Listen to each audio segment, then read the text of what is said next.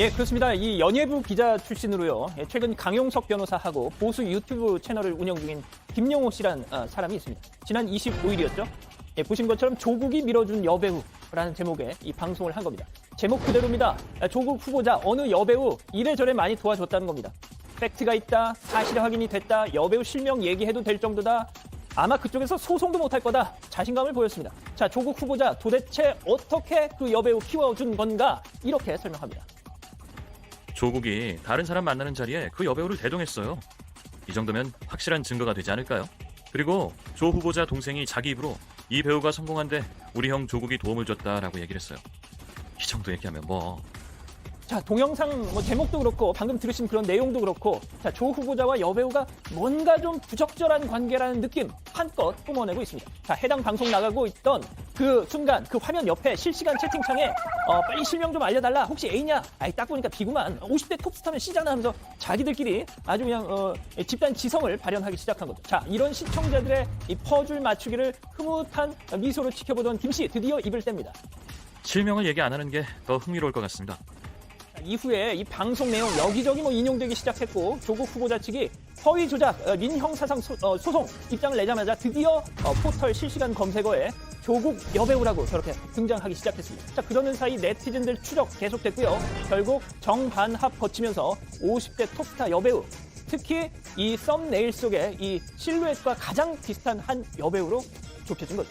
자, 그런데 바로 오늘 배우 김성령 씨 팬들이 이런 성명서를 낸 겁니다. 김성령 씨에 대한 인격 모독, 명예훼손 자제하라 한 거죠. 자, 사실과 다른 내용들이 무분별하게 유포되고 있어서 보고만 있을 수 없었다라고 한 겁니다. 또 채팅창에 이름이 거론된 어떤 여배우 역시 별도의 법적 대응을 준비 중이라는 소식도 들립니다. 자, 그런데 같은 보수 유튜버들 사이에서도 이 이른바 조국 여배우 이 보도를 놓고 많은 비판 목소리를 하더군요. 확인되지도 않은, 확인할 수도 없는, 본질을 벗어난 어쩌면 조 후보자 딸 논문 장학금 문제에 주력해야 할 판에 쓸데없이 아니면 말고 들고 나와서 같은 보수 유튜버들까지 다 욕먹이는 짓 왜 하느냐 이런 비판을 하고 있더라고요. 자, 그렇다면 김용호 씨 측 입장 어떨까요? 난 내 입으로 누구라고 얘기한 적 없는데 왜 날 비난해? 왜 날 고소해? 되게 황당하다는 반응을 보이고 있습니다. 특히 같은 보수 유튜버들 비판에 대해서 예민하게 반응하던데 이렇게 말하더군요. 저는 여배우 후원 의혹을 양념 정도라고 생각했습니다. 조국을 끌어내리려면 이런 자극적인 양념도 필요하잖아요. 자, 자극적인 양념이라고 하는 거 보니까 본질이 아니라는 데는 본인도 인식을 하고 있는 것 같고요.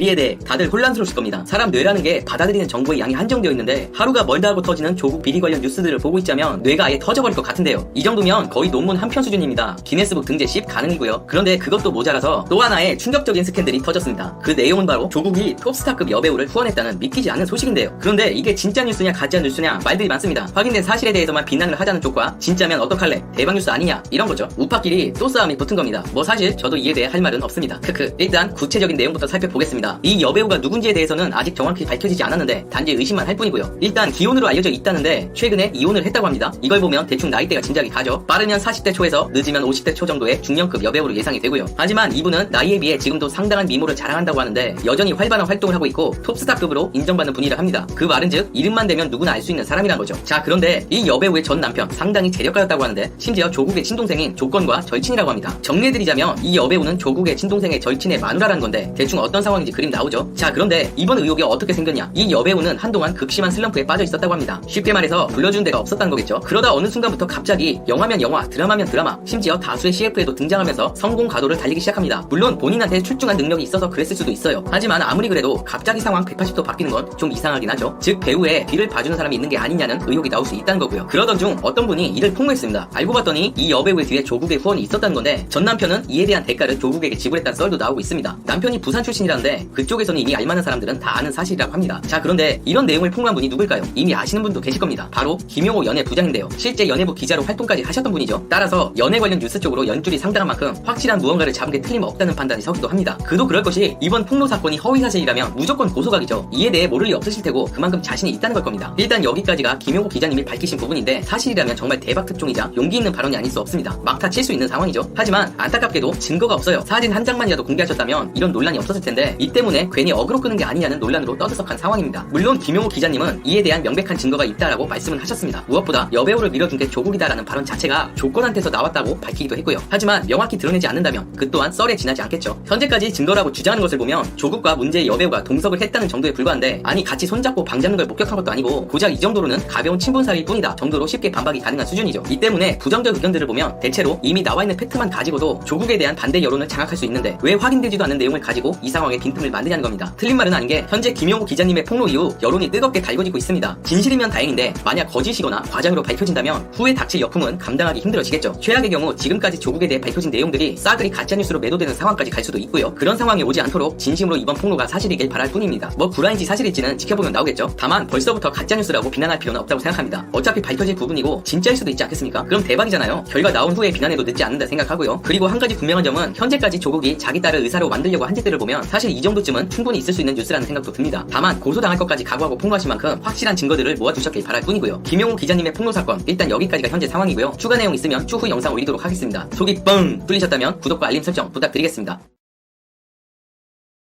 조국 후원 여배우에 대한 관심이 너무나도 뜨거워지고 있습니다. 실명을 밝힐 정도로 내용이 확실하다라고 밝혔는데 사실 실명을 밝히진 않았죠. 그 방송 이후 저에게 많은 분들이 문의를 해주셨습니다. 대체 그 여배우가 누구냐라고 말이죠. 솔직히 말하면 김용호 선배가 가리키는 여배우가 누군지 사실 저도 확실히는 모릅니다. 너무 궁금해서 김용호 선배에게 직접 전화를 한번 해봤는데요.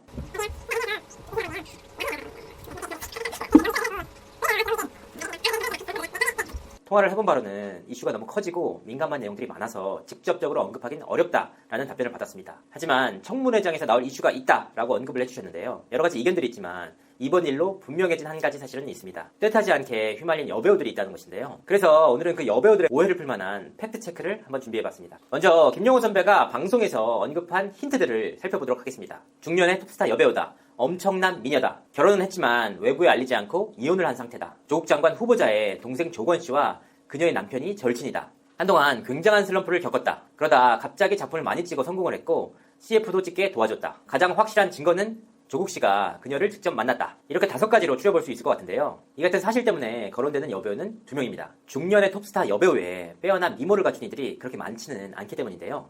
거기에 결혼까지 했다고 밝혔으니 몇몇 여배우로 압축되는 것은 어찌 보면 당연한 일입니다. 지금 가장 유력하게 거론되는 여배우는 총 2명인데요. 하지만 저는 지금 거론되는 여배우들일 가능성이 그렇게 높지 않다고 생각합니다. 여기에는 2가지 이유가 있는데요. 실명을 직접 언급할 수 없으니 저도 답답합니다.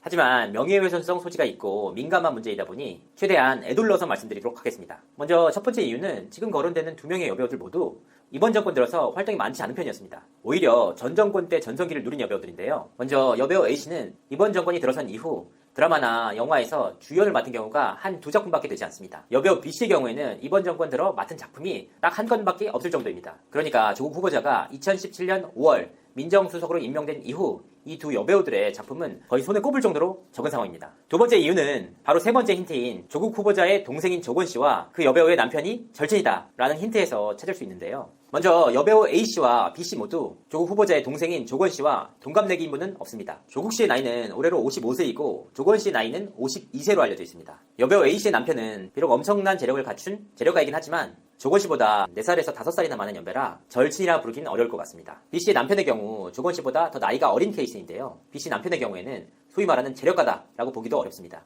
절친의 개념을 어디까지 봐야 할지 모르겠지만 동년배라는 일반적인 범위에서 놓고 보면 이 2 여배우의 남편들을 친구라고 보긴 어려울 것 같습니다. 이 2가지 내용만 살펴봐도 여배우들의 입장에서는 억울할 법도 한데요. 특히 거론되고 있는 여배우 중 한 명은 잘 살고 있는데 이혼이라니 황당하다. 법적 대응에 나서겠다. 라고 밝혀 논란이 커지고 있습니다. 양측에 보이지 않는 난타전이 계속되면서 이번 일은 전 국민적인 이슈로까지 번지고 있는데요. 전 단지 여배우 A씨와 B씨가 아닐 가능성이 높다라고 말씀을 드리고 싶습니다. 특히나 김용호 선배가 가리키는 여배우의 정체가 누구인지는 저도 잘 모르겠습니다. 사실 개인적으로는 정체 정치권과 연예계가 직접 얽혀있는 사건을 경험한 적이 있어 그 가능성 자체를 완전히 배제하기는 어렵다라고 생각을 합니다. 실제로 제가 과거 한 유력 정치인의 자녀에 관한 기사를 썼는데요. 이 기사로 인해 모 언론사 고위 관계자로부터 전화를 받은 바 있습니다. 그런 내용이 알려지는 것 자체가 부담스럽다는 내용의 전화였는데요. 그제서야 연예계와 정치권이 아예 관계가 없는 것은 아니구나 라는 사실을 깨닫게 됐습니다. 그래서 더욱 이번 사건의 결과가 궁금합니다. 실명을 밝힐 정도로 확실한 증거를 가지고 있다 라고 밝힌 김용호 선배가 과연 어떤 증거를 내놓을지, 그리고 그 증거가 실제 사건과는 어떤 연관관계를 가질지 말이죠. 일단 오는 9월 2일과 3일 예정된 조국 장관 후보자의 청문회를 지켜봐야 하겠습니다. 구독과 좋아요 잊지 마세요. 이상으로 이진호였습니다. 민주언론시민연합 아시죠 다들? 민주언론시민연합에서 최근 종편 모니터로 한 달 내내 조국 의혹만 다룬 종편이 놓친 것이라는 기사가 며칠 전에 떴습니다. 다들 아시겠지만 민주언론시민연합이 굉장히 정말 중요한 일들을 많이 하고 있어요. 저도 여기 후원자 중에 한 명이긴 한데요.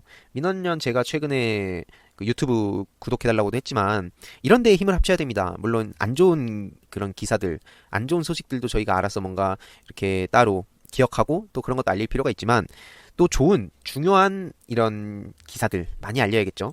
민주언론시민연합은 지난 보고서 7명의 청문회 후보자 중 조국만 다룬 종편 9월 9일자를 통해 8월 9일 청와대의 장관급 인사 개편 발표 이후 2주간 종편 시사대담 프로그램들을 분석했습니다. 그 결과 청문회 대상 장관급 인사 7명 중 조국 법무부 장관과 관련된 내용이 집중적으로 등장했다는 점을 확인할 수 있었습니다. 이번에는 3, 4주 차에 진행된 프로그램 내용을 확인해 청문회 후보자 대담과 조국 장관 관련 내용들을 총정리했습니다. 동시에 종편이 조 장관에 몰두하는 동안 다른 사회적 사안은 놓치지 않았는지도 확인했습니다. 이런 게 기사죠. 청문회 후보자 7명의 개별 대담 시간을 확인한 결과에서는 3, 4주차에도 1, 2주차와 비슷한 결과가 나왔습니다. 1, 2주차에 등장한 청문회 후보자 7명 관련 2,924분의 대담 중 조국 장관 관련 내용은 2,910분으로 약 99.5%를 차지했습니다. 3, 4주차에도 조 장관과 관련된 내용은 전체 5,556분의 대담 중 5,543분으로 약 99.8%였습니다. 결국 4주를 통틀어 7명의 청문회 후보자 관련 대담 8,480분 중 8,453분, 약 99.7%가 조국 후보자 관련 내용이었던 것입니다. 쉽게 말해서 조국 법무부 장관을 제외한 나머지 6명의 장관급 인사들이 3, 4주차에도 거의 등장하지 않았다는 겁니다. 게다가 김현수 농림축산식품부 장관과 이정옥 여성가족부 장관은 4주간 종편 시사대담 프로그램에서 단독 주제로 한 번도 다뤄지지 않았다고 합니다. 전부 이게 다 조국 장관한테로 향한 거죠. 1, 2주차 때 조국 법무부 장관이 전체 방송의 절반을 넘었던 TV조선이 3, 4주차엔 89%를 넘겼다고 합니다. 보시면 조국 법무부 장관 관련 내용은 1, 2주차에는 전체 방송의 약 38.5%를 차지했지만 3, 4주차에는 약 77.5%로 2배 이상 상승했는데요. 전체 방송의 약 54.9%를 조국 법무부 장관 관련 의혹에 몰두했던 TV조선은 3, 4주차 통계에서는 약 89.6%로 수치가 상승했다고 합니다. 그리고 딸 의혹과 사모펀드 의혹, 압수수색 동시에 등장한 3주차에 가장 많은 대담, 딸과 관련된 의혹과 사모펀드와 관련된 의혹이 집중적으로 등장을 한 게 2주차라고 합니다. 그리고 4주차에는 조국 법무부 장관의 기자간담회, 자유한국당의 반박 기자간담회, 청문회 등이 진행되면서 현장 생중계로 인해 전체 방송 시간이 줄어들어 자연스레 대담 시간도 소폭 하락했다고 합니다. 3, 4주차에도 정책, 비전 검증은 0.2%밖에 안 됐다고 하는데요. 압수수색의 기타 비중은 49.9%로 크게 증가했습니다. 정책, 비전 검증, 도덕성 검증, 기타로 나눠 분류한 결과에서 1, 2주차와 비슷한 결과와 크게 다른 결과가 동시에 확인됐다고 하는데요. 결국 4주 내내 조국 법무부 장관의 정책, 비전이 시대에 부합하는지는 종편 시사대담을 통해 검증되지 않았다고 봐도 무방한다고 생각합니다. 조국 법무부 장관의 올인한 종편은 노동자 사망사고에는 눈길 한번 제대로 주지 않았다고 하는데요. 이런 언론을 통해 사회에 알려져야 될 내용들이 주목을 받지 못했다는 겁니다. 대표적으로 모니터 기간 동안 있었던 노동자 사망사고 관련 의제들은 종편에서 전혀 다뤄지지 않았다고 하는데요. 지난 8월 13일에는 서울대학교 공과대학에서 근무 중이던 청소노동자가 9일 휴게실에서 사망했다는 소식이 알려졌습니다. 이후 청소노동자의 휴게시설이 더위를 피할 방안이 전혀 없고 심지어 창문도 하나 없는 간이 공간이었다는 점이 밝혀졌는데요.